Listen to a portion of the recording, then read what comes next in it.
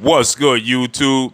It's your boy, Blue Blood Sports TV, back at y'all with another one. So, Steve Kim, former insider for ESPN, former insider for many boxing networks, boxing media outlets. Steve Kim is reporting that he's gotten word that the highly anticipated, undisputed welterweight world championship showdown between undefeated, unified, three-belt welterweight world champion, who is widely considered by many to be the number one, number two best pound-for-pound fighters in the world, and ERROL the True Spence Jr., 28 wins, no loss, no draw, 22 wins by way of knockout, 5'9.5" with a 72-inch arm reach, 32 years of age, will be taking place.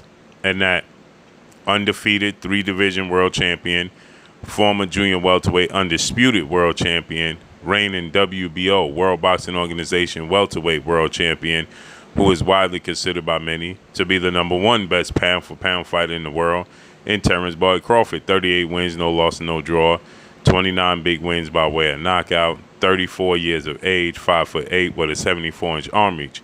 So there was reports come out that Terence Crawford is asking for big money, and that Showtime president of sports, Stephen Espinosa, and Terence Crawford are not on the same page, as Terence Crawford is asking upwards of $20 to $30 million for this showdown with Errol Spence. It's the most highly anticipated fight in the sport of boxing currently as it stands. And according to Steve Kim, Terence Crawford has now signed his portion of the contract, and he's being told that Errol Spence has also signed his portion of the contract, and they're just trying to secure the venues and the date, and that they're looking to have this fight take place in October. Now, I don't know how much credence you could put into this, but the date of October has been floating around behind the scenes with my sources as well.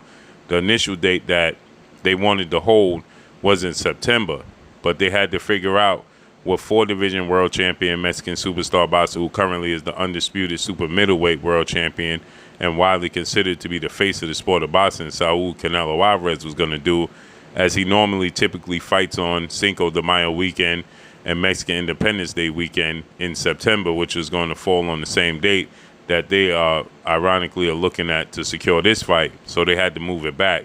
Obviously, you don't want to compete with pay-per-views. It's not about proving who's the bigger draw. Not having it on the same date to prove that we're bigger draw than Canelo Alvarez, that just doesn't make sense. So with that said, you want to have your own path to success when it comes to these situations. And according to Steve Kim, he's stating that Terence Crawford has not now signed his portion of the contract, okay? And that Errol Spence has signed his portion of the contract. This would be enormous news, okay? From my sources, it still has not been signed. But according to Steve Kim and his sources, it has been signed. Now, he stated October. That's the same time frame that I'm being told behind the scenes. So I don't care whether it comes from his sources or my sources. If it holds to be true, this is exciting. I can't wait. This is the biggest fight in the sport of boxing. We get clarity.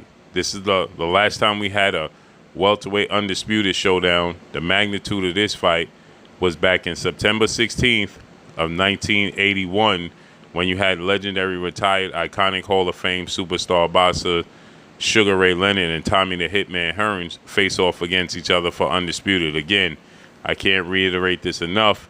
That was only for two belts. Undisputed was back then, the WBC and the WBA were only two major sanction belts. So with that said, this is the biggest fight for undisputed in the welterweight division since then. And I can't wait to see and get clarity as to who's the best. There's a lot of talks that Terence Crawford is the best. There's a lot of talks that Errol Spence is the best. Well, we won't know who the best is until they actually get in the ring. And now there was a lot of talks.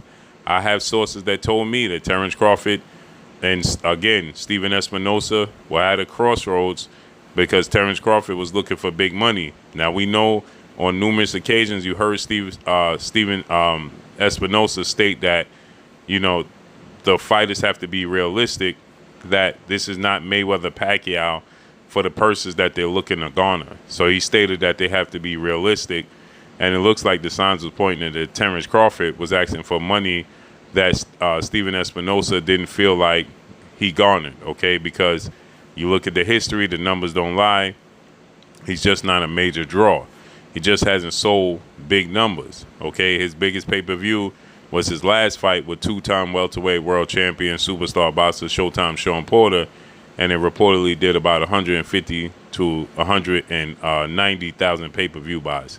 Prior to that, it was reported that he did 50 to 60,000 pay-per-view buys with Victor Postal, and after that, 150,000 pay-per-view buys with Amir King Khan. Okay, so now, obviously, there's another factor that plays into that. As you see, that today's time, there's a lot of fans that illegally stream these fights. They just don't pay for it. They find different avenues, different ways to be able to watch these fights, and they don't want to pay for it. And so, obviously, that plays a part in this situation as well. And Terence Crawford, he recently stated that he felt the fact that ESPN, legendary promoter Bob Arum and Top Rank put his fight on ESPN Plus pay-per-view, that hindered his numbers as well, because people had a hard time locating and finding the fight on ESPN Plus, okay? So, obviously, that does play a part as well. So, but you combine the numbers and Errol Spence numbers, it's just not close for the numbers that they're saying that Terence Crawford is looking to garner. Now, I look at it from this standpoint. You get what you negotiate, okay? It's not what you're worth, it's what you're able to negotiate. So it's not what Terence Crawford is worth, it's what he can negotiate, okay? And so, with that said, if Terence Crawford can negotiate and garner $20 to $30 million for this fight, good for Terence Crawford, right? He has a family to feed, and in the sport of boxing, you never know when you step in the ring, you're going to step out the same. But obviously, clearly, Errol Spence is the A side. Errol Spence deserved a bigger share of the pie. Errol Spence deserved a bigger number, the bigger percentage, okay? The proof is just in the pudding. He's just doing bigger numbers. So, with that said, you know, it's going to be interesting to see if this holds to be true by Steve Kim in his announcement that he is being told that both parties have signed their contract. That's great news for the fans if it holds to be true. It's going to be, you know, a lot of anticipation, a lot of speculation, a lot of different reports and rumors as to what's taking place with this fight, because fans are just, quite frankly, clamoring to see the best fight the best. And here's a case where, a clear-cut case where you have the best fighting the best. You have a situation where they're both top three pound for pound, regardless of what order you put them in. You're hard-pressed to see anybody have them outside of, both guys outside of top five, okay, in them pound for pound. Both are undefeated. Both are well-accomplished. So with that said, it makes for the biggest fight in the sport of boxing. You can't deny it. And their styles make fights. Styles make fights, right? Styles make exciting fights. Styles make fights overall. And their styles are can't miss, okay? And when I say can't miss, I mean as far as living up to the billing, the product inside the ring. I know that the biggest lucrative revenue garnering fight was Floyd Mayweather versus Manny Pacquiao. That was the biggest fight in the history of sport of boxing. It did the biggest numbers, pay-per-view wise. It did the biggest money garnered. It garnered in $600 million in revenue. The biggest purses, Floyd Mayweather got nearly $200 million, and Manny Pacquiao $150 million. It just dominated in every fashion and broke every single record, and that was the highly anticipation of that fight, okay? People was waiting for years to see Floyd Mayweather and Manny Pacquiao share the ring.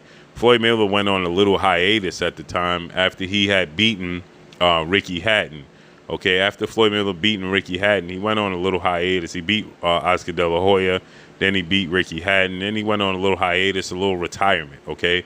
At that time, that gave room for Manny Pacquiao to start to make a name for himself.